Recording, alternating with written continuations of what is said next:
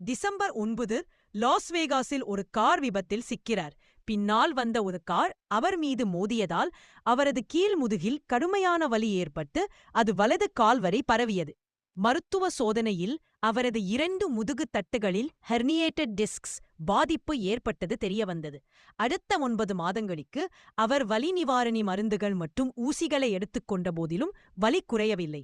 வலியின் காரணமாக அவரால் நீண்ட நேரம் நிற்கவோ உட்காரவோ அல்லது வாகனம் ஓட்டவோ முடியவில்லை. இது அவருக்கு மன அழுத்தம், கோபம் மற்றும் நிதி சிக்கல்களை ஏற்படுத்தியது. 2 ஆண்டுகளுக்குப் பிறகு அவரது மருத்துவர் அறுவை சிகிச்சை செய்ய பரிந்துரைத்தார். ஆனால் கின்னி அதை தவிர்க்க விரும்பினார். இதற்கிடையில் கின்னியின் கணவர் அவரை சியாட்டிலில் நடந்த ஒரு தியான பயலரங்கிற்குச் செல்லும்படி வற்புறுத்தினார். அங்கு சென்ற கின்னிக்கு முதலில் மற்றவர்களின் உற்சாகத்தை பார்த்து விரக்தி ஏற்பட்டது. ஆனால் அவரது தோழி கின்னி, "நீ நாளை இங்கேயே குணமடைவாய்" என்ற நம்பிக்கையுடன் கூறினார். இந்த பகுதி ஒரு பெண் உடல் ரீதியாகவும் மனரீதியாகவும் அனுபவித்த துன்பங்களையும் அதிலிருந்து மீள்வதற்கான ஒரு புதிய நம்பிக்கையையும் விவரிக்கிறது.